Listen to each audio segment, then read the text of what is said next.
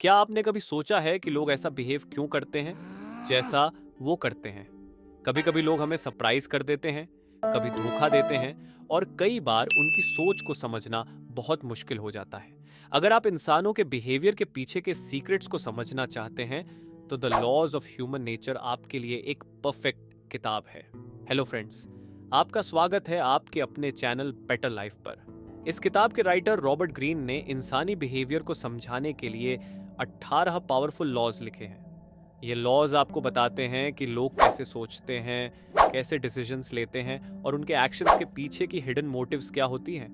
ये लॉज आपकी personal life, relationships और प्रोफेशनल ग्रोथ में मदद कर सकते हैं। इस वीडियो में हम इस किताब के कुछ सबसे इंटरेस्टिंग और इम्पैक्टफुल लॉज को आसान भाषा में समझेंगे। तो चलिए शुरू करते हैं। Law number 1, the law of irrationality. हम सोचते हैं कि हमारे डिसीजंस पूरी तरह लॉजिकल होते हैं, लेकिन सच्चाई यह है कि हमारी इमोशंस अक्सर हमारे थॉट्स और एक्शंस को कंट्रोल करती हैं। रॉबर्ट ग्रीन की किताब the laws of human nature में बताया गया है कि अगर आप अपनी लाइफ में मास्टरी चाहते हैं तो सबसे पहले आपको अपनी इमोशंस पर कंट्रोल करना होगा। हम इरेशनल क्यों होते हैं? हमारी इरेशनलिटी का रूट कॉज हमारी एवोल्यूशनरी हिस्ट्री में छुपा है। प्राचीन समय में इंसानों को सर्वाइवल के लिए इंस्टिंक्ट्स और इमोशंस जैसे फियर, एंगर और अटैचमेंट की जरूरत थी। लेकिन आज की मॉडर्न वर्ल्ड में यह इरेशनल बिहेवियर हमें गलत डिसीजंस लेने पर मजबूर करता है।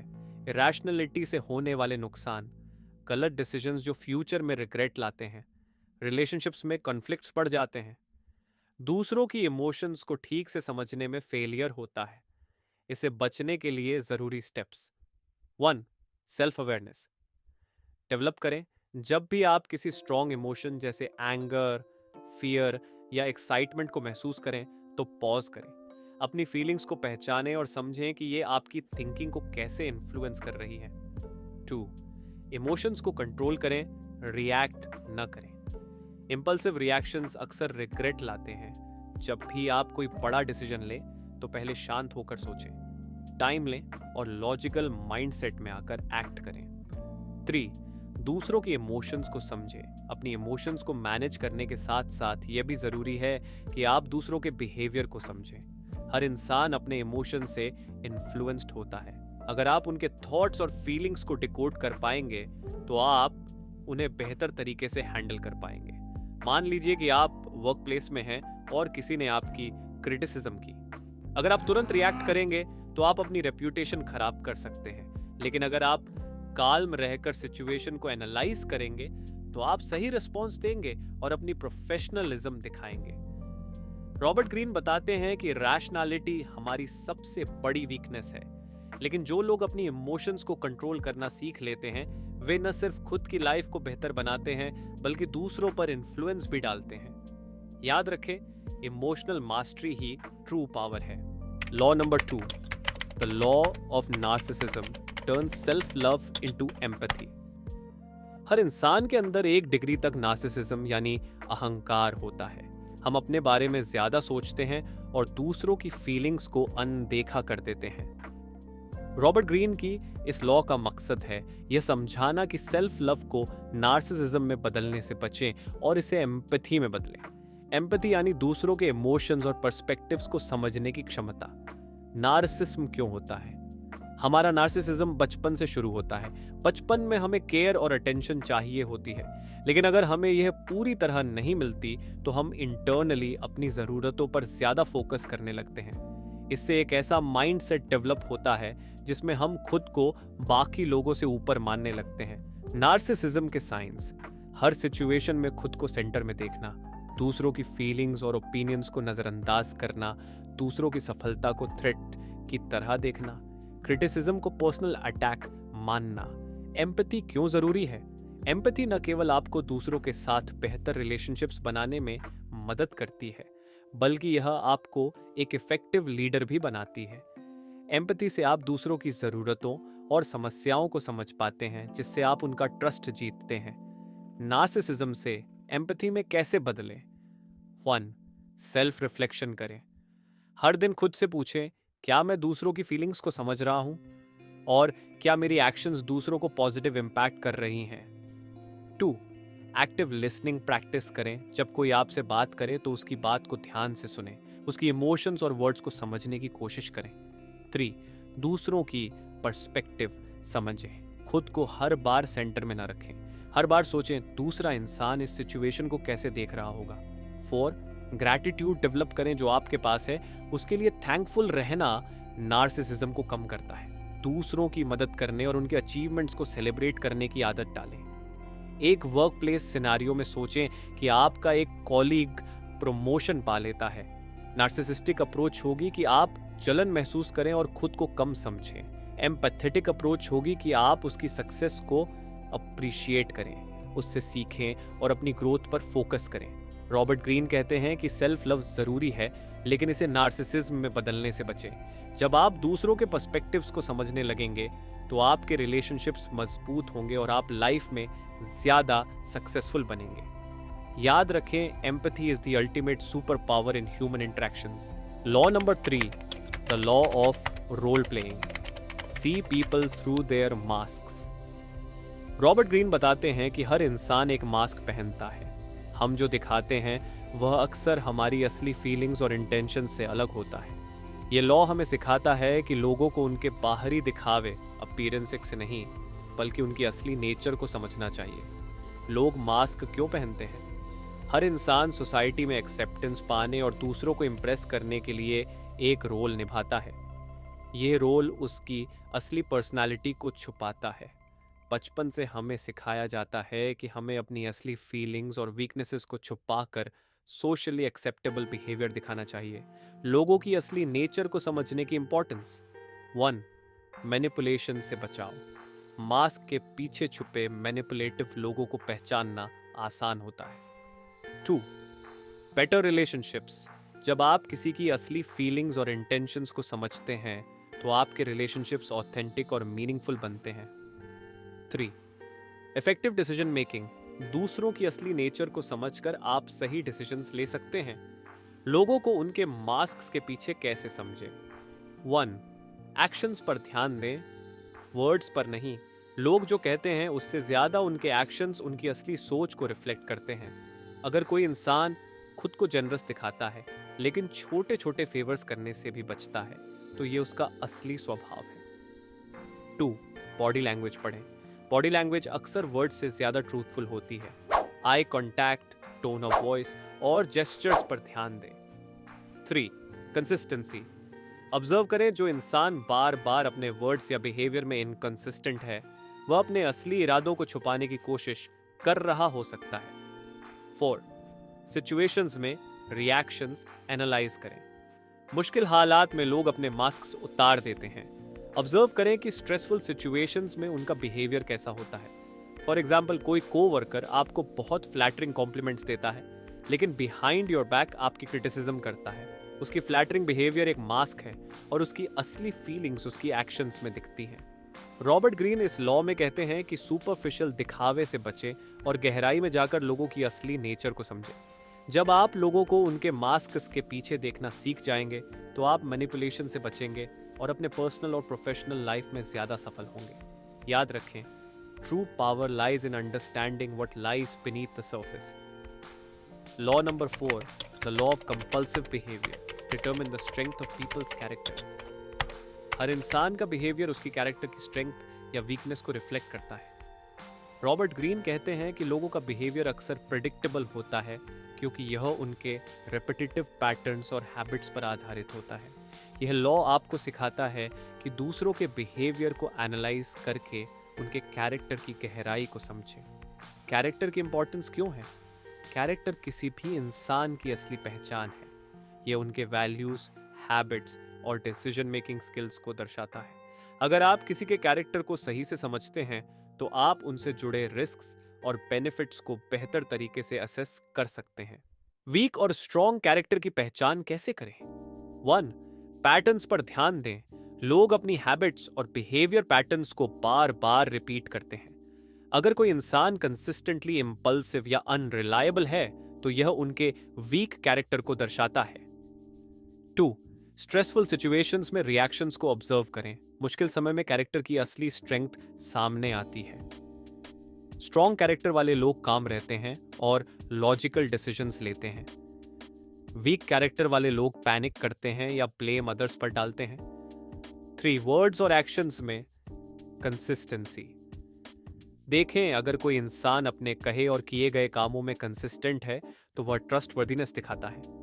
लेकिन जो इंसान बार बार कॉन्ट्रडिक्ट करता है उस पर भरोसा करना मुश्किल होता है। 4 एम्पैथी और फेयरनेस को चेक करें।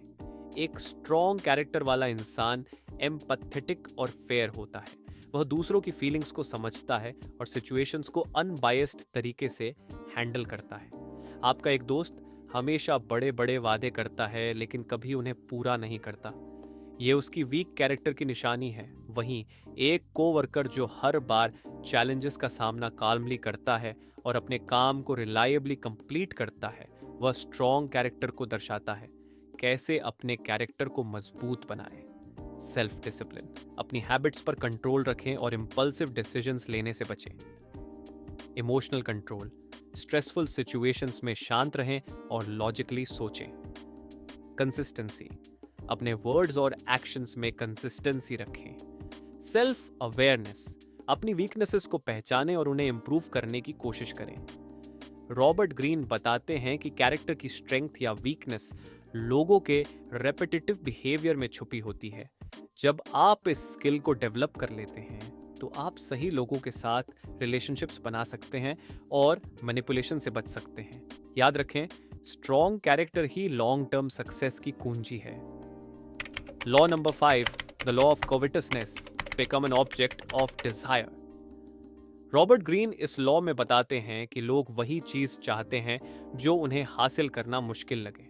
इस डिजायर को समझना और इसका सही तरीके से इस्तेमाल करना आपकी पर्सनल और प्रोफेशनल सक्सेस में मदद कर सकता है। ये लॉ ये सिखाता है कि कैसे आप खुद को और अपनी गोल्स को दूसरों के लिए डिजायरेबल बना सकते हैं। कविटसनेस यानी लालसा की साइकोलॉजी। इंसानों की नेचर है कि उन्हें वही चीज ज्यादा अट्रैक्ट करती है जो उन्हें आसानी से न मिले। रेयर और अनअटेनेबल चीजें हमेशा क्यूरियोसिटी और डिजायर पैदा करती हैं। लोगों की लालसा उन चीजों के लिए बढ़ती है जो उन्हें मिस्टीरियस और स्पेशल लगती हैं। लोगों में लालसा पैदा करने के तरीके। 1 स्कैरसिटी यानी दुर्लभता बनाए रखें। हमेशा अपनी वैल्यू को हाई रखें। खुद को या अपनी स्किल्स को इजीली एक्सेसिबल न बनाएं। अगर आप हर किसी के लिए हमेशा अवेलेबल रहते हैं तो लोग आपकी वैल्यू को फॉर ग्रांटेड लेने लगते हैं। 2 मिस्टीरियस बने। अपने बारे में हमेशा सब कुछ रिवील न करें। लोगों में क्यूरियोसिटी जगाएं। अपनी फ्यूचर प्लान्स के बारे में वेग बातें करें ताकि लोग आपके बारे में और जानने के लिए इंट्रिग्ड रहें। 3 कंपटीशन पैदा करें। जब लोग देखें कि दूसरे भी आपको या आपकी चीजों को चाहते हैं तो उनकी डिजायर और बढ़ जाती है। ये स्कैरसिटी और एक्सक्लूसिविटी का इल्यूजन पैदा करता है। 4 सेंस ऑफ एडवेंचर दें। लोग उन चीजों को ज्यादा चाहते हैं जो एक्साइटमेंट और थ्रिल लेकर आती हैं। अपनी ऑफरिंग्स को एडवेंचर और यूनिकनेस के साथ पेश करें। सोचें, एक लग्जरी ब्रांड जैसे रोलेक्स या लुई विटन, ये ब्रांड्स अपनी प्रोडक्ट्स की एक्सेसिबिलिटी को सीमित रखते हैं और हर प्रोडक्ट को एक्सक्लूसिव और स्पेशल दिखाते हैं। यही स्ट्रैटेजी उनकी डिजायरेबिलिटी को बढ़ाती है। अपने पर्सनल लाइफ में इस लॉ को कैसे लागू करें? अपनी स्किल्स को पॉलिश करें और उन्हें इतना वैल्यूएबल बनाएं कि लोग आपकी एक्सपर्टीज को चाहें। हर इंटरेक्शन में थोड़ा इंट्रीग रखें। अपने बारे में सब कुछ रिवील करने की बजाय कुछ चीजों को सीक्रेट रखें। खुद को इतना कॉन्फिडेंट और रेयर बनाएं कि लोग नेचुरली आपकी तरफ अट्रैक्टेड हों। रॉबर्ट ग्रीन बताते हैं कि डिजायर को कंट्रोल करना और खुद को डिजायरेबल बनाना एक पावरफुल स्किल है। जब लोग आपको या आपकी ऑफरिंग्स को रेयर और वैल्यूएबल समझने लगते हैं तो आपकी इन्फ्लुएंस और सक्सेस बढ़ जाती है। याद रखें, जब लोग आपको पाने के लिए तरसते हैं तो आपकी वैल्यू बढ़ जाती है। Law number 6, the law of short sightedness, elevate your perspective. Robert Greene इस लॉ में बताते हैं कि अधिकतर लोग अपनी डेली स्ट्रगल्स, इमोशंस और शॉर्ट टर्म गोल्स में इतना फंस जाते हैं कि वे लॉन्ग टर्म विजन और बिग पिक्चर को देखना भूल जाते हैं। इस लॉ का उद्देश्य है आपको सिखाना कि कैसे अपनी पर्सपेक्टिव को एलिवेट करें और शॉर्ट साइटेडनेस से बचें। शॉर्ट साइटेडनेस क्यों होती है? इमीडिएट ग्रेटिफिकेशन यानी तुरंत संतोष इंसानों की नेचर है कि वे अपनी डिजायर्स को जल्दी पूरा करना चाहते हैं। स्ट्रेस और डिस्ट्रैक्शंस, डेली लाइफ की समस्याएं और सोशल मीडिया जैसे डिस्ट्रैक्शंस लॉन्ग टर्म गोल्स पर फोकस करना मुश्किल बनाते हैं। लैक ऑफ प्लानिंग, जब प्लानिंग नहीं होती तो लोग इम्पल्सिव डिसीजंस लेते हैं। शॉर्ट साइटेडनेस के नुकसान, आप छोटी समस्याओं में उलझकर बड़ी अपॉर्चुनिटीज को मिस कर सकते हैं। आपकी एनर्जी गलत दिशा में खर्च होती है। लॉन्ग टर्म सक्सेस अचीव करना मुश्किल हो जाता है। पर्सपेक्टिव को एलिवेट कैसे करें? 1. लॉन्ग टर्म थिंकिंग अडॉप्ट करें। अपनी लाइफ को 5 से 10 साल के पर्सपेक्टिव से देखें। हर डिसीजन को इस बात पर एनालाइज करें कि यह आपको आपके लॉन्ग टर्म गोल्स के करीब ले जा रहा है या नहीं। 2. इमीडिएट ग्रेटिफिकेशन को कंट्रोल करें। इंपल्सिव डिजायर्स को कंट्रोल करने की प्रैक्टिस करें।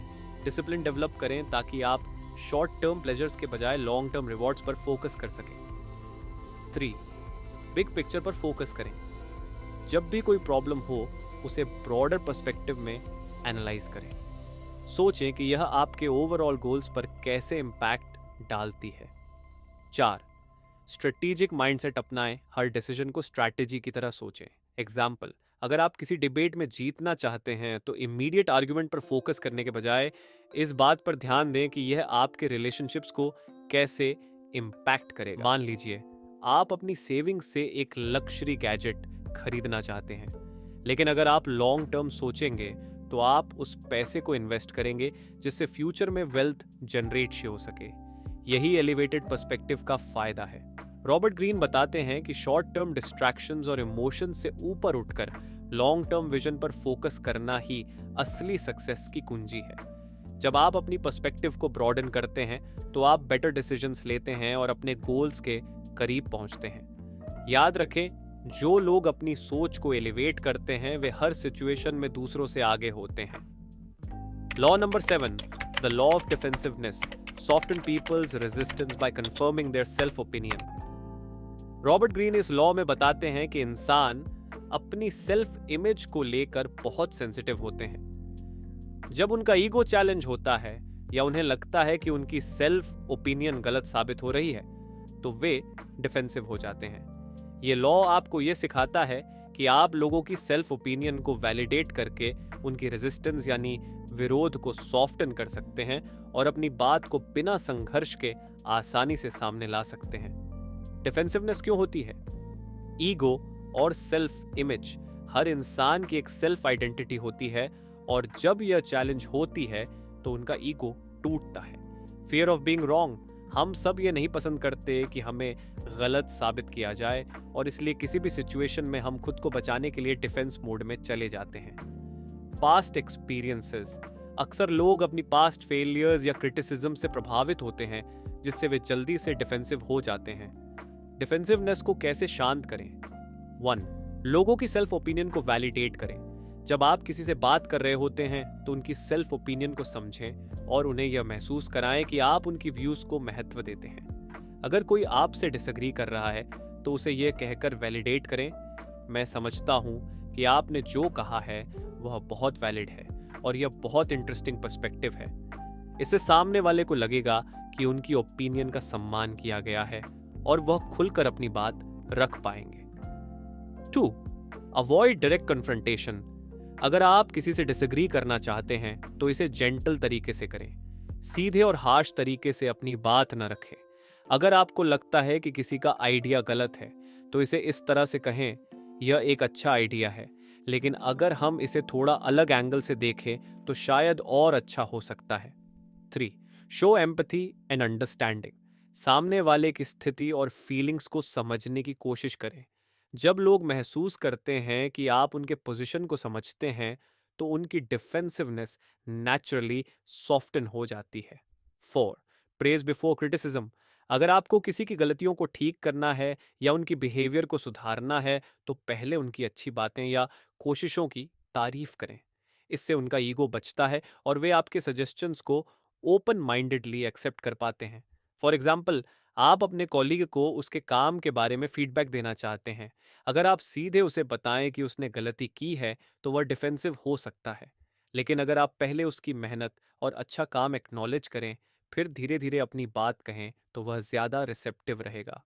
रॉबर्ट ग्रीन इस लॉ में कहते हैं कि हर इंसान की सेल्फ ओपिनियन को कंफर्म करने से उनकी रेसिस्टेंस कम हो जाती है। जब आप दूसरों के ईगो को समझते हुए अपनी बात रखते हैं, तो आपको अधिक कोऑपरेशन मिलता है और आप ज्यादा इन्फ्लुएंस कर पाते हैं। याद रखें, जब आप दूसरों का सम्मान करते हैं और उनकी सेल्फ ओपिनियन को वैलिडेट करते हैं, तो आप उनसे ज्यादा हासिल कर सकते हैं। Law number 8, the law of self sabotage, change your inner dialogue. Robert Greene इस लॉ में बताते हैं कि हम अक्सर अपनी गलतियों और कमजोरियों के कारण खुद को नुकसान पहुंचाते हैं। सेल्फ सबोटाज यानी आत्मविनाश तब होता है जब हम अनकॉन्शियसली अपने खुद के प्रोग्रेस और सक्सेस के खिलाफ काम करते हैं।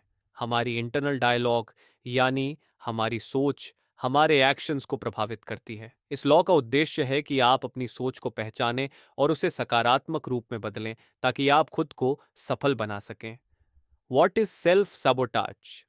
Negative self talk. सेल्फ साबोटाज तब होता है जब हम खुद को बार बार नकारात्मक रूप से सोचते हैं, जैसे मैं यह नहीं कर सकता, मैं सक्षम नहीं हूं, या मैं कभी सफल नहीं हो पाऊंगा। Fear of failure. हम डरते हैं कि अगर हम सफल होंगे तो हमें जिम्मेदारियों और चैलेंजेस का सामना करना पड़ेगा, इसलिए हम खुद ही खुद को रोक देते हैं। Comfort zone. जब हम अपनी कंफर्ट जोन सुविधाजनक क्षेत्र से बाहर जाने में डरते हैं, तो हम खुद को आगे बढ़ने से रोकते हैं, भले ही हमारे पास उस सफलता को पाने के लिए क्षमता हो। Why do we self sabotage? Fear of success. कई बार हम खुद को असफलता से ज्यादा सफलता से डरते हैं, क्योंकि हमें लगता है कि सफलता हमारे लिए बहुत बड़ी जिम्मेदारी बन जाएगी। Past failures.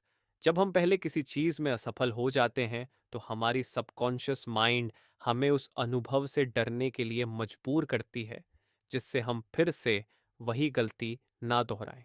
Low self esteem. जब हम खुद को नकारात्मक रूप में देखते हैं और अपनी एबिलिटीज पर विश्वास नहीं करते, तो हम खुद को सक्सेस से दूर रखते हैं। How to overcome self sabotage? 1. Change your internal dialogue. सबसे पहले अपनी सोच को बदलें। नेगेटिव सेल्फ टॉक को पॉजिटिव अफर्मेशन से बदलें। हर बार जब आपको लगे कि आप खुद को रोक रहे हैं, तो सोचें, मैं केपेबल हूं, मैं आगे बढ़ सकता हूं। 2. Face your fears. अपनी फियर्स का सामना करें और उन्हें समझें। जब आप डर को नकारते हैं, तो वह आपका अनकॉन्शियसली एनिमी बन जाता है। फियर ऑफ सक्सेस या फेलियर से बचने के बजाय उसे ओपन माइंडेडली एक्सेप्ट करें। 3. Set clear goals. अपने गोल्स को स्पष्ट रूप से तय करें और उन पर काम करें। जब आप जानते हैं कि आपका उद्देश्य क्या है, तो आप डिस्ट्रैक्शन से बच सकते हैं और खुद को सेल्फ साबोटाज से दूर रख सकते हैं। 4. Break your comfort zone. हमेशा अपनी कंफर्ट जोन से बाहर निकलने की कोशिश करें। जब आप नई चीज़ों को अपनाते हैं और चैलेंजेस का सामना करते हैं, तो आप ग्रोथ कर सकते हैं और अपनी आत्म सीमाओं को पार कर सकते हैं। 5. Self compassion. अपने साथ दयालु रहें। जब आप खुद पर हार्श होते हैं और खुद को गलती करने के लिए सजा देते हैं, तो आप सेल्फ सबोटाज की तरफ बढ़ते हैं। अपनी मिस्टेक्स को सीखने का मौका मानें और खुद को माफ करें। आप किसी इंपॉर्टेंट प्रेजेंटेशन के लिए तैयारी कर रहे हैं, लेकिन आप बार बार खुद से कहते हैं, मैं अच्छा नहीं कर पाऊंगा। यह सेल्फ साबोटाज है। जब आप इस सोच को पॉजिटिव अफर्मेशन से बदलते हैं, जैसे मैं इसे कर सकता हूं, तो आप अपने आत्मविश्वास को बढ़ाते हैं और सफलता की दिशा में कदम बढ़ाते हैं। रॉबर्ट ग्रीन कहते हैं कि सेल्फ सबोटाज हमारे अंदर की फियर और डाउट से उत्पन्न होता है, लेकिन जब हम अपनी इंटरनल डियालॉग को समझते हैं और उसे बदलते हैं, तो हम खुद को सफलता की दिशा में मार्गदर्शन कर सकते हैं। जब आप अपनी सोच को नियंत्रित करते हैं, तो आप अपनी पूरी क्षमता का उपयोग करने में सक्षम होते हैं। याद रखें, आपकी सोच आपकी रियलिटी को आकार देती है। जब आप अपनी सोच को सकारात्मक और एम्पावरिंग बनाते हैं, तो आप अपने सपनों को हकीकत में बदल सकते हैं। Law number 9, the law of repression, confront your dark side. Robert Greene इस लॉ में बताते हैं कि हमारे भीतर एक डार्क साइड होता है, जिसे हम दबाने या अनदेखा करने की कोशिश करते हैं। ये डार्क साइड हमारी इनर फियर्स इनसिक्योरिटीज और डिजायर्स का हिस्सा होता है। जब हम इसे नजरअंदाज करते हैं या दबा देते हैं तो ये हमारे जीवन में नेगेटिव इम्पैक्ट डालता है। इस लॉ का उद्देश्य है कि आप अपनी डार्कर साइड को पहचानें और उसे समझने का प्रयास करें, ताकि आप इसे नियंत्रित कर सकें और अपनी जिंदगी में इसका सही तरीके से उपयोग कर सकें। What is repression? Denial of inner impulses. Repression तब होती है जब हम अपनी मानसिकता और इच्छाओं को अनदेखा करते हैं या दबा देते हैं क्योंकि हम उन्हें समाज में स्वीकार्य नहीं मानते। Avoidance of negative emotions. हम अक्सर अपनी नेगेटिव इमोशंस जैसे डर, गुस्सा या दुख को नज़रअंदाज करते हैं क्योंकि हमें लगता है कि ये इमोशंस हमारी सामाजिक इमेज को नुकसान पहुंचा सकते हैं। Suppressing natural desires. हमारी डार्क साइड में ऐसी डिजायर्स भी हो सकती हैं जिन्हें हम स्वीकार नहीं करना चाहते, जैसे पावर, डोमिनेंस या कंट्रोल की इच्छा। Why confront your dark side? One, personal growth. जब हम अपनी डार्क साइड को पहचानते हैं और उसे स्वीकारते हैं तो हम अपनी इंटरनल कॉन्फ्लिक्ट्स को समझ सकते हैं और उनसे बाहर आ सकते हैं। यह हमारी ग्रोथ को एक्सेलरेट करता है। Two, emotional freedom. अपनी रिप्रेस्ड फीलिंग्स को पहचान कर और उन्हें एक्सप्रेस करके हम मानसिक शांति पा सकते हैं।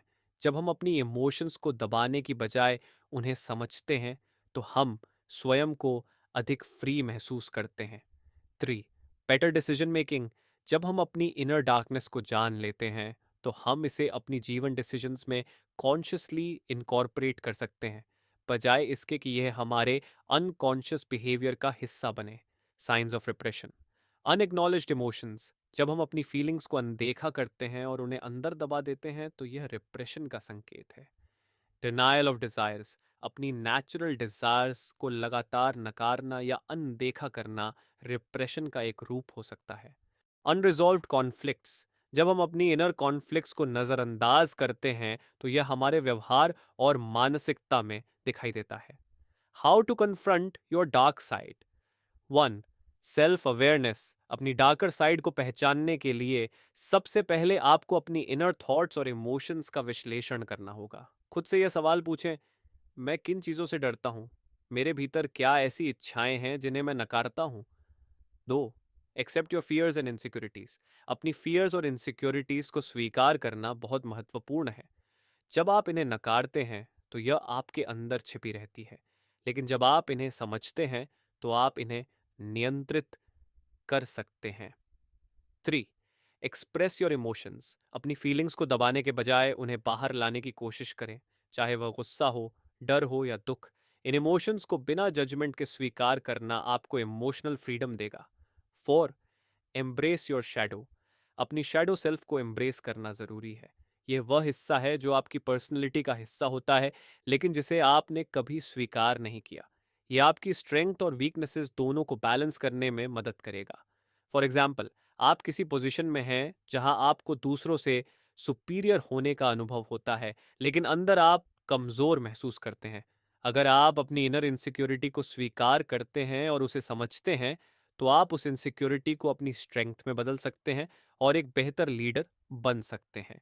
रॉबर्ट ग्रीन कहते हैं कि जब हम अपनी डार्क साइड को पहचानते हैं और उसे स्वीकार करते हैं तो हम अपने वास्तविक सेल्फ को समझ सकते हैं और अपनी पूरी क्षमता का उपयोग कर सकते हैं। अपनी डार्कर साइड से डरने की बजाय इसे अपनाकर हम खुद को ज्यादा बैलेंस्ड और पावरफुल महसूस कर सकते हैं। याद रखें, आपकी सबसे बड़ी शक्ति तब होती है जब आप अपनी अंदर की डार्कनेस को पहचान कर उसे अपनी ग्रोथ का हिस्सा बनाते हैं। Law number 10, the law of envy, beware the fragile ego. Robert Greene इस लॉ में बताते हैं कि एनवी यानी ईर्ष्या एक शक्तिशाली और डिस्ट्रक्टिव भावना है जो हमारी मेंटल स्टेट को नष्ट कर सकती है। जब हम दूसरों से ईर्ष्या करने लगते हैं तो हम खुद को ही नुकसान पहुंचाते हैं। हमारी ईगो हमें यह महसूस कराती है कि अगर हमें वह चीज़ें नहीं मिली जो दूसरों को मिली हैं तो हम असफल हैं। इस लॉ का उद्देश्य है कि आप अपनी एनवी को पहचानें और इससे बचने के उपाय करें। What is envy? Comparing yourself with others. जब हम अपनी सफलता और जीवन के स्तर को दूसरों से तुलना करने लगते हैं तो हमारी एनवी उभरने लगती है। डिजायरिंग व्हाट अदर्स हैव, ईर्ष्या का मुख्य कारण यह होता है कि हम दूसरों की सफलता संपत्ति या खुशियों को अपनी कमी के रूप में देखते हैं। रिजेंटमेंट एंड बिटरनेस, जब हम ईर्ष्या करते हैं तो हम दूसरों के प्रति नफरत या बिटरनेस महसूस करने लगते हैं, जो हमें अपनी खुशी और मानसिक शांति से दूर कर देता है। Why beware of envy? It disturbs your peace of mind. Envy आपकी मानसिक शांति को पूरी तरह से भंग कर देती है और आपको हमेशा दूसरों से कम महसूस कराती है। It leads to destructive behaviour. ईर्ष्या आपकी थिंकिंग को नेगेटिव बनाती है और आप दूसरों को नीचे गिराने के लिए गलत कदम उठा सकते हैं। It blinds you to your own blessings. जब हम ईर्ष्या करते हैं तो हम अपनी सफलता और खुशियों को नजरअंदाज करने लगते हैं, क्योंकि हमारा ध्यान हमेशा दूसरों की सफलता पर होता है। Science of envy, constant comparisons. जब आप खुद को दूसरों से तुलना करते रहते हैं तो यह आपके अंदर एनवी को जन्म देती है। फीलिंग रिजेंटमेंट टुवर्ड अदर्स, अगर आप किसी की सफलता या खुशियों पर बिटर महसूस करते हैं तो इसका मतलब है कि आप एनवी का शिकार हो सकते हैं। डिजायर टू अंडरमाइन अदर्स, जब आपकी इच्छा यह होती है कि आप दूसरों को नीचे गिराएं या उनकी सफलता में बाधा डालें। How to overcome envy? 1. Focus on your own path. अपनी एनर्जी और समय को अपनी सफलता और ग्रोथ पर केंद्रित करें। जब आप अपनी जर्नी पर ध्यान देंगे तो दूसरों से तुलना करने का मन नहीं होगा। 2. Appreciate others success. दूसरों की सफलता को एक प्रेरणा के रूप में देखें। उनकी सफलता से प्रेरित होकर आप भी अपनी मेहनत को आगे बढ़ा सकते हैं। 3. Practice gratitude. अपनी जिंदगी में जो भी अच्छा है उसके लिए आभार व्यक्त करें। जब आप अपनी ब्लेसिंग्स पर ध्यान देंगे तो ईर्ष्या की भावना कम हो जाएगी। 4. Stop comparing. दूसरों से तुलना करना बंद करें। हर किसी की यात्रा अलग होती है और जो दूसरे के पास है वह आपके लिए नहीं हो सकता है। मान लीजिए आपके दोस्त ने एक नया घर खरीदा है और आप अपनी करंट स्थिति से संतुष्ट नहीं हैं। इस स्थिति में आपको अपनी करंट अचीवमेंट्स पर ध्यान केंद्रित करने की जरूरत है, बजाय इसके कि आप अपनी स्थिति को उसके साथ तुलना करें। उसकी सफलता से प्रेरित होकर आप भी अपनी मेहनत और निर्णयों में और बेहतर कर सकते हैं। रॉबर्ट ग्रीन कहते हैं कि जब हम अपनी एनवी को पहचानते हैं और उस पर नियंत्रण पाते हैं तो हम मानसिक शांति, खुशी और अपने जीवन की सफलता को पूरी तरह से महसूस कर सकते हैं। ईर्ष्या एक डिस्ट्रक्टिव भावना है जो हमें दूसरों से हीन महसूस कराती है, लेकिन जब हम इसे छोड़ते हैं तो हम अपनी इनर स्ट्रेंथ और पोटेंशियल को पहचान सकते हैं। याद रखें, जो चीजें आपके पास नहीं हैं वे दूसरों की मेहनत और जर्नी का परिणाम है। अपनी जर्नी पर ध्यान दें और आप अपनी सफलता की ऊंचाइयों तक पहुंच सकते। Law number 11, the law of grandiosity, control your ego. Robert Greene इस लॉ में बताते हैं कि हमारी ईगो और ग्रैंडियोसिटी हमें हमारे लक्ष्य से भटका सकती है। जब हमारा आत्म मूल्य या सेल्फ वर्थ बहुत ज्यादा बढ़ जाता है तो हम खुद को दूसरों से ऊंचा समझने लगते हैं और अपनी कमजोरियों को नजरअंदाज करते हैं। इस लॉ का उद्देश्य है कि आप अपनी ईगो को नियंत्रित करें और ग्राउंडेड रहें। What is grandiosity? Inflated sense of self. जब हम अपनी सफलता, शक्ति या क्षमता को जरूरत से ज्यादा बड़ा चढ़ा कर देखते हैं तो हम अपने असली पोटेंशियल से दूर हो जाते हैं। इग्नोरिंग रियलिटी, हमारी ईगो हमें यह सोचने पर मजबूर करती है कि हम कभी गलत नहीं हो सकते और हम जो भी करते हैं वह सही होता है। इससे हम अपनी असल स्थिति को समझने में चूक जाते हैं। एलियनेटिंग अदर्स, जब हम अपनी ईगो से दूसरों को छोटा महसूस कराते हैं तो हम उनके साथ अपने रिश्ते बिगाड़ लेते हैं। Why control your ego? Better decision making, जब आप अपनी ईगो को शांत करते हैं तो आप अधिक स्पष्ट और रैशनल डिसीजंस ले सकते हैं, बिना किसी आत्म मूल्य के दबाव के। ग्रोथ एंड लर्निंग, जब हम अपनी ईगो को नियंत्रित करते हैं तो हम अपनी गलतियों को स्वीकार सकते हैं और उनसे सीख सकते हैं, जो हमारे व्यक्तिगत विकास के लिए जरूरी है। इम्प्रूव्ड रिलेशनशिप्स, ईगो कंट्रोल करने से हमारे रिश्ते बेहतर होते हैं क्योंकि हम दूसरों को सम्मान देने में सक्षम होते हैं और वे हमारे साथ सकारात्मक रूप से जुड़ते हैं। Science of grandiosity, over confidence, जब हम खुद को बहुत सक्षम और शक्तिशाली समझते हैं और ये मानते हैं कि हम किसी से भी बेहतर हैं। रिफ्यूजल टू एक्सेप्ट क्रिटिसिज्म, जब हम अपनी मिस्टेक्स को स्वीकार नहीं करते और दूसरों से मिलने वाली कंस्ट्रक्टिव क्रिटिसिज्म को नकारते हैं। फीलिंग सुपीरियर टू अदर्स, जब हम अपने आप को दूसरों से ऊपर मानते हैं और उनका अपमान करते हैं। How to control your ego. 1. Practice humility. अपने ईगो को नियंत्रित करने के लिए सबसे पहले ह्यूमिलिटी, विनम्रता को अपनाएं। अपने आप को दूसरों से बेहतर न समझें और अपने कमजोर पहलुओं को स्वीकार करें। 2. Acknowledge your mistakes. अपनी गलतियों को स्वीकार करना बहुत महत्वपूर्ण है। ये आपकी ईगो को शांत करता है और आपको सच्ची ग्रोथ की ओर मार्गदर्शन करता है। 3. Be open to feedback. दूसरों से मिली कंस्ट्रक्टिव क्रिटिसिज्म को सकारात्मक रूप से लें। यह आपको बेहतर बनने में मदद करता है और आपकी ईगो को संतुलित रखता है। 4. Stay grounded. हमेशा अपने वास्तविक सेल्फ से जुड़े रहें और अपने अचीवमेंट्स को ग्राउंडेड रूप से देखें। यह आपको अपने लक्ष्यों को स्पष्ट रूप से समझने और उन पर काम करने में मदद करेगा। फॉर एग्जाम्पल, आप किसी बड़ी कंपनी के सीईओ हैं और आपके पास अच्छा अनुभव और शक्ति है, लेकिन जब आप अपनी टीम से फीडबैक मांगते हैं और अपनी गलतियों को स्वीकार करते हैं, तो आप ना केवल उनकी रिस्पेक्ट जीतते हैं, बल्कि आप खुद भी एक बेहतर लीडर बनते हैं। रॉबर्ट ग्रीन कहते हैं कि जब हम अपनी ईगो और ग्रैंडियोसिटी को नियंत्रित करते हैं, तो हम अधिक ग्राउंडेड रहते हैं और अपनी वास्तविक पोटेंशियल को पहचान सकते हैं। यह हमें मानसिक शांति, बेहतर निर्णय और व्यक्तिगत विकास की ओर ले जाता है। याद रखें, आपकी सबसे बड़ी ताकत तब होती है जब आप अपनी ईगो को नियंत्रित करते हुए अपनी असल क्षमताओं को समझते हैं। Law number 12, the law of gender rigidity, reconnect to the feminine within. Robert Greene इस लॉ में बताते हैं कि हमारे समाज में जेंडर रोल्स और स्टीरियोटाइप्स बहुत दृढ़ हो गए हैं। पुरुषों को हमेशा मजबूत और पराक्रमी माना जाता है, जबकि महिलाओं को सौम्य और सहनशील। इस लॉ का उद्देश्य है कि आप इन रिजिड जेंडर रोल्स से बाहर निकलें और अपनी इनर फेमिनाइन एनर्जी को पहचानें और अपनाएं। जेंडर रिजिडिटी क्या होती है? Limited roles. समाज ने पुरुषों और महिलाओं के लिए अलग अलग सीमाएं तय कर दी हैं। पुरुषों को हमेशा शक्ति और सफलता का प्रतीक माना जाता है, जबकि महिलाओं को घरेलू कार्यों और कोमलता के रूप में देखा जाता है। Suppression of feminine traits. पुरुषों में नर्चरिंग या इमोशनल एक्सप्रेशन जैसे गुणों को कमजोर माना जाता है, जबकि महिलाओं को अपनी शक्ति और स्वतंत्रता को दबाने के लिए कहा जाता है। Rejection of vulnerability. लोग अक्सर अपनी वल्नरेबिलिटीज को छुपाते हैं क्योंकि यह समाज में कमजोरी के रूप में देखा जाता है। Why reconnect to the feminine? Balance. जब आप अपनी फेमिनिन एनर्जी को पहचानते हैं, तो आप मैस्कुलिन और फेमिनिन एनर्जीज के बीच संतुलन बना सकते हैं। यह संतुलन आपको जीवन में अधिक शांति और क्लैरिटी देता है। Emotional intelligence. अपनी फेमिनिन साइड को अपनाने से आप इमोशंस को बेहतर समझ सकते हैं और अधिक एम्पैथेटिक बन सकते हैं। क्रिएटिविटी। फेमिनिन एनर्जी से जुड़ने से आपकी क्रिएटिविटी बढ़ती है, क्योंकि यह नर्चरिंग और फ्लेक्सिबल एनर्जी है जो किसी भी वातावरण में फ्लरिश होती है। Feminine traits to embrace. 1. Intuition. अपनी फेमिनिन साइड को अपनाने का मतलब है अपनी इंट्यूशन को सुनना।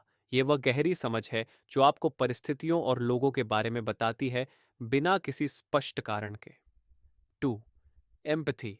अपनी भावनाओं को समझना और दूसरों की भावनाओं से जुड़ना एक शक्तिशाली फेमिनिन ट्रेट है। यह आपको रिश्तों को गहरा करने में मदद करता है। 3. क्रिएटिविटी। महिलाएं विचारों और विचारधाराओं के साथ प्रयोग करती हैं, जो न केवल जीवन को रंगीन बनाता है, बल्कि नवीनता और विकास की ओर भी ले जाता है। 4. नर्चरिंग। अपनी नज़र में नर्चरिंग क्षमता को भी महत्वपूर्ण समझें। यह रिश्तों, कार्यों और प्रोजेक्ट्स को विकसित करने में मदद करता है।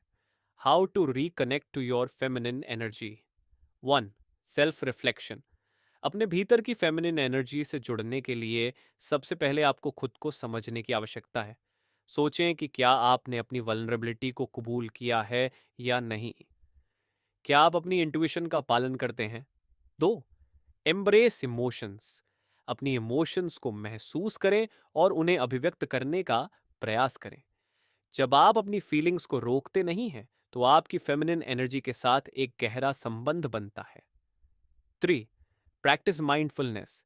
माइंडफुलनेस और मेडिटेशन का अभ्यास करें ताकि आप अपनी इनर सेल्फ से जुड़ सकें। यह आपकी फेमिनिन साइड को पूरी तरह से समझने और अपनाने में मदद करता है। 4. Balance masculine and feminine energies. पुरुषों को अपनी फेमिनिन एनर्जी को पहचानने और अपनाने की ज़रूरत होती है, और महिलाओं को मैस्कुलाइन एनर्जी को एम्ब्रेस करने की ज़रूरत होती है। यह संतुलन आपको जीवन में अधिक कंट्रोल और पीस देगा।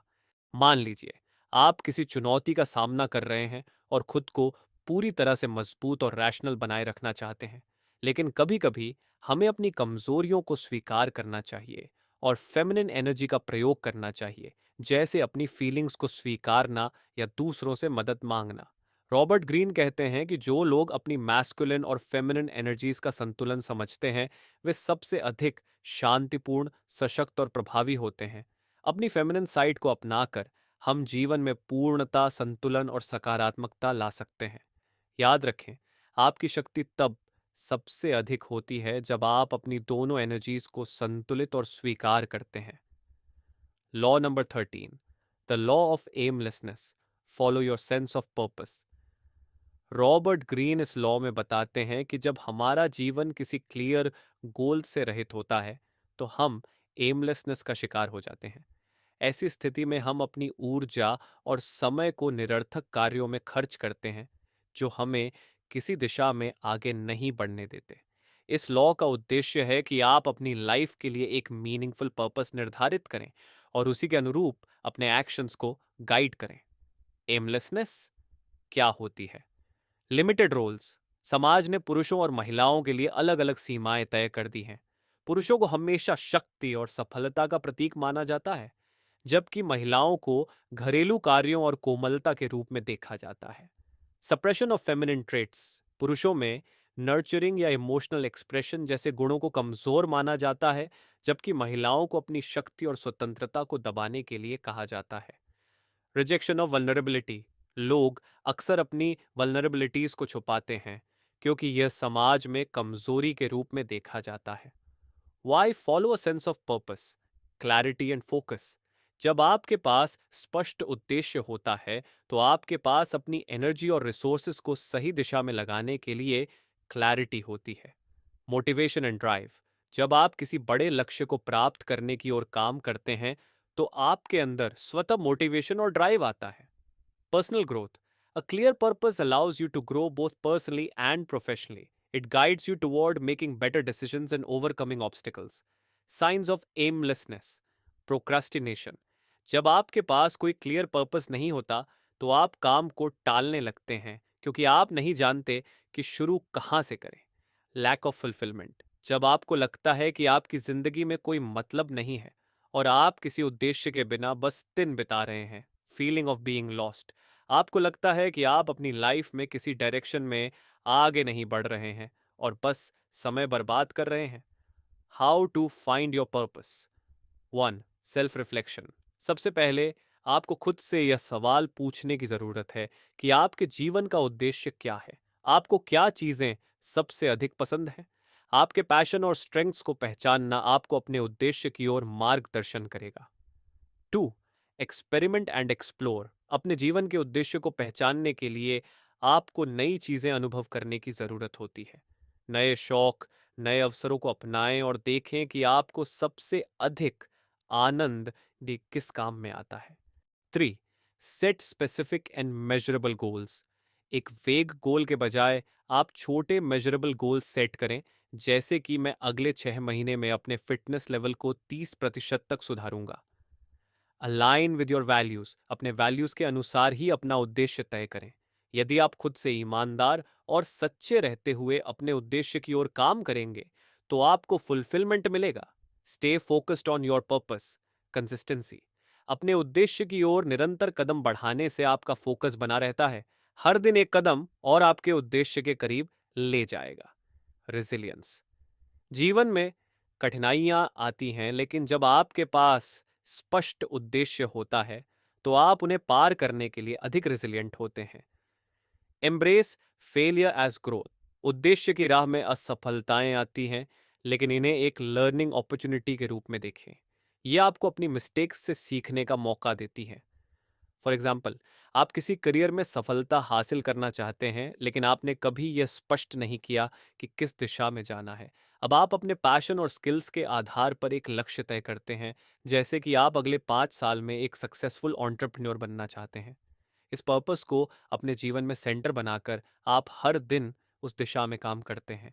रॉबर्ट ग्रीन कहते हैं कि जब हम बिना उद्देश्य के जीवन जीते हैं तो हम समय और ऊर्जा का नुकसान करते हैं, लेकिन जब हम अपने जीवन के उद्देश्य को पहचान कर उसी दिशा में कार्य करते हैं तो हमारा जीवन अधिक मीनिंगफुल और फुलफिलिंग हो जाता है। याद रखें, आपका उद्देश्य आपके जीवन को दिशा और पर्पस देता है, जो आपको सफलता की ओर ले जाता है। Law number 14, the law of conformity, resist the group downward pull. Robert Greene इस लॉ में बताते हैं कि इंसान एक सोशल एनिमल है। हम नेचुरली ग्रुप्स में रहना पसंद करते हैं, लेकिन कभी कभी यह ग्रुप मेंटालिटी हमें अपनी इंडिविजुअलिटी खोने पर मजबूर कर देती है। ग्रुप प्रेशर हमें अपने यूनिक थॉट्स और एम्बिशन से दूर कर सकता है। इस लॉ का उद्देश्य है कि आप ग्रुप की नेगेटिव इन्फ्लुएंस से बचें और अपने यूनिक आइडेंटिटी को बनाए रखें। What is conformity? Blindly following the group. जब हम बिना सोचे समझे ग्रुप के डिसीजंस और बिहेवियर्स को एक्सेप्ट कर लेते हैं तो यह कन्फॉर्मिटी कहलाता है। Fear of standing out, group में अलग दिखने का डर हमें अपनी ओरिजिनलिटी से समझौता करने पर मजबूर करता है। लूजिंग इंडिविजुअलिटी, ग्रुप में फिट होने की कोशिश में हम अपनी खुद की सोच और पर्सनालिटी को दबा देते हैं। Why do people conform? Need for acceptance. हर इंसान को बिलोंगिंग और एक्सेप्टेंस की जरूरत होती है, इसलिए हम ग्रुप के नॉर्म्स को फॉलो करते हैं। फियर ऑफ रिजेक्शन, ग्रुप से अलग होने पर रिजेक्शन का डर हमें अपनी इंडिविजुअलिटी को सप्रेस करने पर मजबूर करता है। Comfort in unity, group mentality हमें कंफर्ट जोन में रहने का एहसास देती है, क्योंकि इसमें हमें लगता है कि हम अकेले नहीं हैं। The dangers of conformity, loss of creativity. जब हम ग्रुप मेंटेलिटी को फॉलो करते हैं तो हमारी क्रिएटिविटी और इनोवेटिव थिंकिंग कम हो जाती है। ग्रुप थिंक, ये एक स्थिति है जहां ग्रुप के सभी लोग एक ही तरह से सोचने लगते हैं, भले ही वह डिसीजन गलत क्यों ना हो। मीडियोक्रिटी, ग्रुप का डाउनवर्ड पुल अक्सर मीडियोक्रिटी की ओर ले जाता है, जहां कोई भी व्यक्ति अपनी पूरी पोटेंशियल तक नहीं पहुंच पाता। How to resist group downward pull? 1. Develop self awareness. सबसे पहले यह समझे कि क्या आप किसी ग्रुप के दबाव में अपनी सोच बदल रहे हैं। खुद से पूछें, क्या यह डिसीजन मेरा अपना है या ग्रुप का इन्फ्लुएंस है। 2. Stay true to your values. अपनी कोर वैल्यूज और प्रिंसिपल्स को पहचानें और उन्हें कभी कॉम्प्रोमाइज न करें, चाहे ग्रुप का प्रेशर कितना भी हो। 3. Embrace your uniqueness. याद रखें कि आपकी यूनिकनेस ही आपकी सबसे बड़ी स्ट्रेंथ है। ग्रुप में फिट होने के लिए अपनी ओरिजिनलिटी को खोना सही नहीं है। 4.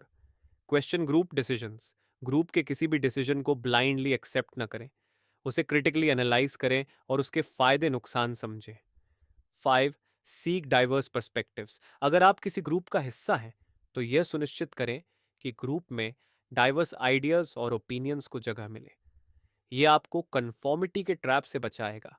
मान लीजिए आप एक वर्कप्लेस में काम कर रहे हैं जहां हर कोई अनएथिकल प्रैक्टिसेस को फॉलो करता है। अगर आप ग्रुप के प्रेशर में आकर वही प्रैक्टिसेस अपनाते हैं तो आप अपनी वैल्यूज और एथिक्स से समझौता कर रहे हैं। इस स्थिति में रेजिस्ट करना जरूरी है और अपने प्रिंसिपल्स पर टिके रहना ही सही रास्ता है। रॉबर्ट ग्रीन कहते हैं कि ग्रुप मेंटालिटी से बचने के लिए आपको अपनी इंडिविजुअलिटी को समझना और उसे बनाए रखना होगा। ग्रुप के डाउनवर्ड पुल में फंसने के बजाय अपने यूनिक पाथ पर चलें और अपनी सोच को क्रिटिकल और ओपन माइंडेड रखें। याद रखें, भीड़ का हिस्सा बनने के लिए अपनी ओरिजिनलिटी न खोएं। अपनी अलग सोच ही आपको सफलता के रास्ते पर ले जाएगी। Law number 15, the law of fickleness, make others dependent on you. Robert Greene इस लॉ में बताते हैं कि इंसानों की नेचर फिकल यानी अस्थिर होती है।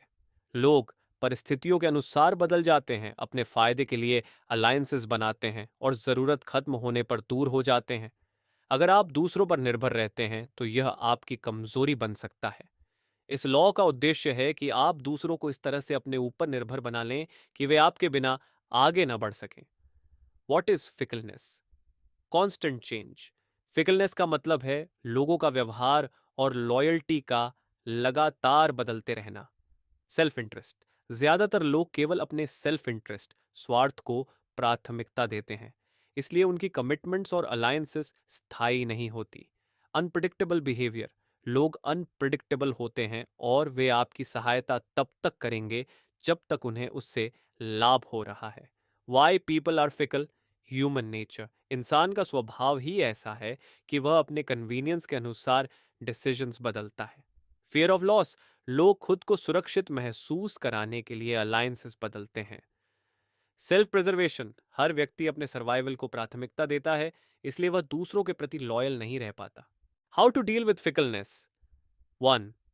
Make others dependent on you, जब आप दूसरों के लिए इंडिस्पेंसिबल, अपरिहार्य बन जाते हैं तो उनकी फिकलनेस कम हो जाती है। उन्हें ऐसा महसूस कराए कि वे आपके बिना कुछ हासिल नहीं कर सकते। 2. कंट्रोल थ्रू पावर, अपनी स्किल्स और नॉलेज को इस तरह से इस्तेमाल करें कि लोग आपकी एक्सपर्टाइज के बिना काम ही ना कर सके। 3. बिल्ड अलायंसेस स्ट्रेटेजिकली, केवल उन्हीं लोगों से अलायंसेस बनाएं जो आपकी ग्रोथ में मदद कर सकते हैं, लेकिन ध्यान रखें कि आप उन पर डिपेंडेंट न हो। 4. एंटिसिपेट चेंजेस, फिकलनेस को रिकग्नाइज करें और एंटिसिपेट करें कि कौन कौन से लोग परिस्थितियों के अनुसार बदल सकते हैं। इससे आप उनके मूव्स को पहले से प्लान कर पाएंगे। 5. स्टे इमोशनली डिटैच्ड, किसी पर भी इमोशनली डिपेंडेंट न हो। अपने रिलेशनशिप्स को प्रैक्टिकल और स्ट्रेटेजिक बनाएं। आप किसी बिजनेस पार्टनरशिप में हैं और आपके पार्टनर का फोकस सिर्फ अपने प्रॉफिट पर है। इस स्थिति में आपको अपनी एक्सपर्टीज और रिसोर्सेज का इस्तेमाल इस तरह से करना होगा कि वह आपके बिना काम करने में असमर्थ हो। इससे उनकी लॉयल्टी बनाए रखना आसान होगा। रॉबर्ट ग्रीन कहते हैं कि लोगों की फिकलनेस को समझना और उन्हें मैनेज करना आपकी पावर बढ़ा सकता है। जब आप दूसरों को अपने ऊपर डिपेंडेंट बनाते हैं तो आप उनके बिहेवियर और डिसीजंस को कंट्रोल कर सकते हैं। याद रखें, दूसरों पर निर्भर होने के बजाय उन्हें अपने ऊपर निर्भर बनाएं। यही आपकी असली ताकत है। Law number 16, the law of aggression, see the hostility behind the mask. Robert Greene के अनुसार एग्रेशन हर इंसान के बिहेवियर का हिस्सा है। यह एग्रेशन कभी सीधे तौर पर दिखती है और कभी मास्क के पीछे छुपी होती है। यह लॉ हमें सिखाता है कि दूसरों की हॉस्टिलिटी यानी शत्रुता को पहचानें, चाहे वह कितनी भी छुपी हुई क्यों ना हो। अगर हम इसे सही समय पर समझ लें तो हम अपने राइवल्स को हराने और अपनी पोजीशन मजबूत करने में सफल हो सकते हैं। What is hidden aggression? Passive aggression, कई बार लोग सीधे तरीके से एग्रेशन नहीं दिखाते बल्कि इनडायरेक्ट एक्शंस या कमेंट्स से अपनी हॉस्टिलिटी जाहिर करते हैं। डिसेप्टिव बिहेवियर, कुछ लोग दोस्त बनकर आपके सामने आते हैं लेकिन अंदर ही अंदर आपके खिलाफ होते हैं। मास्क ऑफ काइंडनेस, हॉस्टिलिटी को छुपाने के लिए लोग काइंडनेस और पोलाइटनेस का मास्क पहनते हैं लेकिन असल में वे आपके डाउनफॉल की प्लानिंग कर रहे होते हैं। Why do people hide aggression? Social pressure, society में ओपनली अग्रेसिव होना स्वीकार्य नहीं है, इसलिए लोग इसे छुपाकर इनडायरेक्ट तरीके से व्यक्त करते हैं। स्ट्रैटेजिक एडवांटेज, जब लोग अपनी हॉस्टिलिटी छुपाते हैं तो वे आपको ऑफ गार्ड पकड़ने की कोशिश करते हैं। फियर ऑफ कन्फ्रंटेशन, कुछ लोग कॉन्फ्लिक्ट से बचने के लिए अग्रेशन को छुपाकर रखते हैं और अपनी हॉस्टिलिटी को छिपे हुए तरीकों से दिखाते हैं। How to identify hidden aggression? Pay attention to subtle cues, दूसरों के बिहेवियर और टोन को ऑब्जर्व करें। पैसिव एग्रेसिव रिमार्क्स या सार्कास्टिक कमेंट्स को लाइटली न लें। नोटिस पैटर्न्स ऑफ बिहेवियर, अगर कोई रिपीटेडली आपके डिसीजंस को अंडरमाइन करता है या आपको डीमोटिवेट करने की कोशिश करता है तो यह हॉस्टिलिटी का संकेत हो सकता है। ट्रस्ट योर इंस्टिंक्ट्स, कभी कभी आपकी इंट्यूशन यह समझ सकती है कि कोई इंसान एक्सटर्नली सपोर्टिव दिखते हुए भी इंटरनली आपके खिलाफ है। How to deal with hidden aggression? 1. Stay calm and composed, अगर आप अग्रेशन को सीधे कन्फ्रंट करने की कोशिश करेंगे तो यह सिचुएशन को बिगाड़ सकता है। शांत रहकर स्ट्रैटेजी बनाएं। 2. Expose their behaviour subtly, hostile behaviour को इनडायरेक्टली हाईलाइट करें। उदाहरण के लिए सार्केस्टिक रिमार्क्स पर काल्मली सवाल करें, क्या आप इसका मतलब क्लियर कर सकते हैं? 3. बिल्ड योर स्ट्रेंथ, अपनी स्किल्स और नेटवर्क को मजबूत करें ताकि कोई भी व्यक्ति आपके खिलाफ प्लॉटिंग करने में सफल न हो सके। 4. अवॉइड अननेसेसरी कॉन्फ्रंटेशन, हर हॉस्टाइल बिहेवियर को कन्फ्रंट करने की जरूरत नहीं है। अपनी एनर्जी को इंपॉर्टेंट टास्क्स के लिए बचाएं। 5. बी अनप्रिडिक्टेबल, अपने राइवल्स को सरप्राइज करने के लिए अनप्रिडिक्टेबल बने। जब वे आपके नेक्स्ट मूव को प्रिडिक्ट नहीं कर पाएंगे तो वे अपनी हॉस्टिलिटी को एक्सप्रेस करने में असफल रहेंगे। मान लीजिए आपके वर्क प्लेस में एक कॉलीग बाहर से सपोर्टिव दिखता है लेकिन बार बार आपके काम में फॉल्ट्स निकालता है या बॉस के सामने आपके एफर्ट्स को कम करके दिखाता है। इस सिचुएशन में इंस्टेड ऑफ डायरेक्ट कॉन्फ्रंटेशन उनके कमेंट्स को काल्मली काउंटर करें और अपने बॉस के साथ अच्छे रिलेशंस बनाएं ताकि आपका काम अपनी जगह बनाए रखे। रॉबर्ट ग्रीन इस लॉ में समझाते हैं कि अग्रेशन हमेशा सामने से अटैक करने की तरह नहीं होता। इसे पहचानना और सही तरीके से हैंडल करना जरूरी है। हिडन हॉस्टिलिटी को पहचान कर आप अपने गोल्स की ओर ध्यान केंद्रित कर सकते हैं और दूसरों की नेगेटिव इन्फ्लुएंस से बच सकते हैं। याद रखें, हर मुस्कान के पीछे की नीयत को समझने की कोशिश करें। हॉस्टिलिटी को पहचानें और उसे अपने खिलाफ असरदार होने से पहले न्यूट्रलाइज करें। Law number 17, the law of generational myopia, see beyond your time. Robert Greene इस लॉ में समझाते हैं कि हर जनरेशन की अपनी यूनिक माइंडसेट और लिमिटेशंस होती है। लोग अक्सर अपनी करंट जनरेशन की सोच और समस्याओं में इतने उलझ जाते हैं कि वे लॉन्ग टर्म विजन नहीं रख पाते। इसे जनरेशनल मायोपिया कहा जाता है। ये लॉ हमें सिखाता है कि कैसे अपनी सोच को ब्रॉडर पर्सपेक्टिव तक ले जाए ताकि हम समय से आगे की प्लानिंग कर सकें और अपनी लेगेसी को मजबूत बना सकें। What is generational myopia? Short term focus, लोग अक्सर इमीडिएट प्रॉब्लम्स और ट्रेंड्स में उलझ जाते हैं और लॉन्ग टर्म इम्पैक्ट पर ध्यान नहीं देते। कल्चरल ब्लाइंड स्पॉट्स, हर जनरेशन अपनी यूनिक वैल्यूज और बिलीव्स पर विश्वास करती है जो उनके डिसीजंस को प्रभावित करती है। फियर ऑफ चेंज, लोग अपनी करंट जनरेशन के कंफर्ट जोन से बाहर नहीं निकलना चाहते जिससे वे फ्यूचर की अपॉर्चुनिटीज को मिस कर देते हैं। Why do people fall into generational myopia? Cultural conditioning, हर व्यक्ति अपने कल्चर और अपब्रिंगिंग परवरिश के अनुसार सोचने लगता है जो उनकी इमेजिनेशन को सीमित कर देता है। लैक ऑफ हिस्टोरिकल अवेयरनेस, जब लोग पास्ट के मिस्टेक्स और पैटर्न्स को नहीं समझते तो वे अपने डिसीजंस को सही तरीके से अलाइन नहीं कर पाते। Focus on survival, immediate survival और सक्सेस की चिंता लॉन्ग टर्म प्लानिंग को पीछे छोड़ देती है। How to see beyond your time? 1. Study history, इतिहास में झांकें और यह समझें कि कैसे विभिन्न जनरेशन्स ने अपने चैलेंजेस को हैंडल किया। यह आपको ब्रॉडर पर्सपेक्टिव देगा। 2. अंडरस्टैंड करंट ट्रेंड्स को एनालाइज करें लेकिन यह भी सोचें कि उनका लॉन्ग टर्म इम्पैक्ट क्या होगा। 3. थिंक बियॉन्ड योरसेल्फ, अपने गोल्स को सिर्फ अपने लाइफ टाइम तक सीमित न रखें। ऐसी स्ट्रैटेजीज बनाएं जो आने वाली जनरेशन्स को भी बेनिफिट करें। 4. Anticipate future changes, technology, culture और सोसाइटी में होने वाले पोटेंशियल चेंजेस को समझने की कोशिश करें। 5. लीव अ लेगेसी, अपने काम और डिसीजंस को इस तरह से शेप करें कि वे आपकी वैल्यूज और विजन को आगे बढ़ाएं।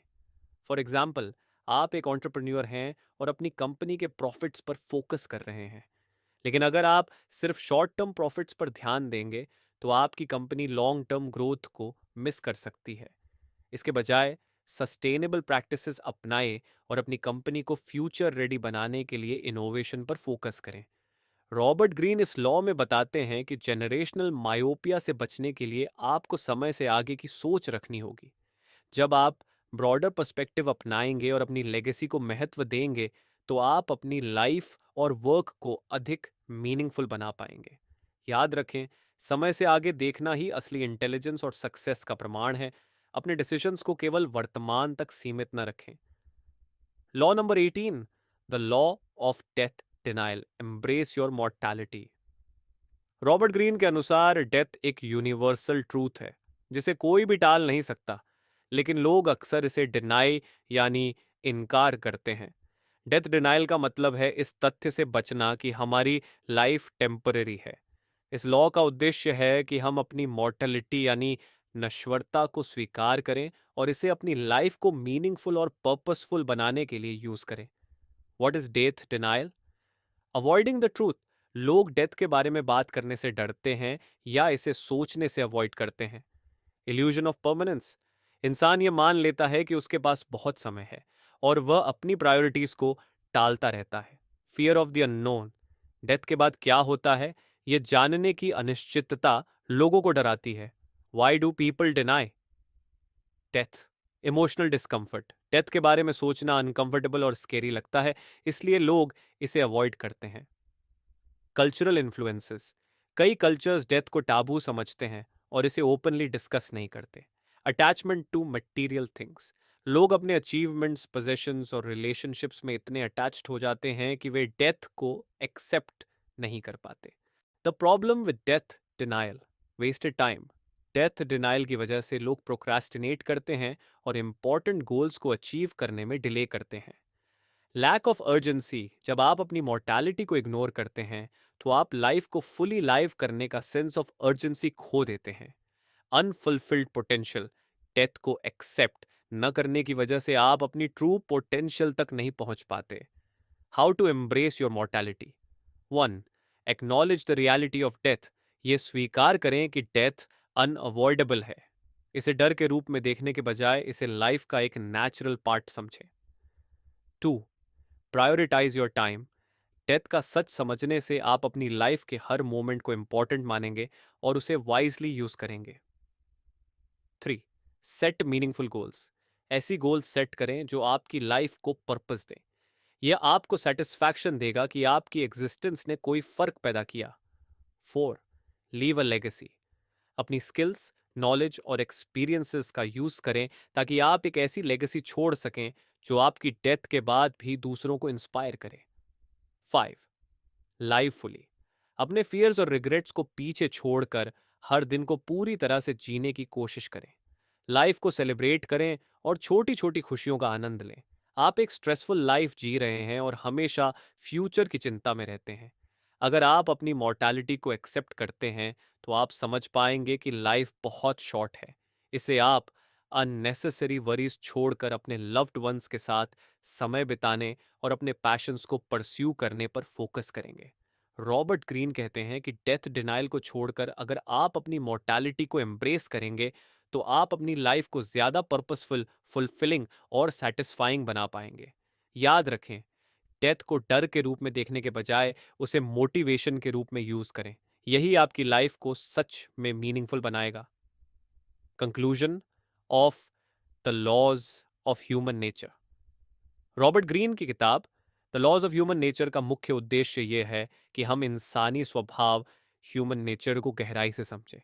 यह किताब हमें 18 लॉज के जरिए इंसानों के व्यवहार, उनके मोटिवेशंस और उनकी वीकनेसेस को डीकोड करना सिखाती है।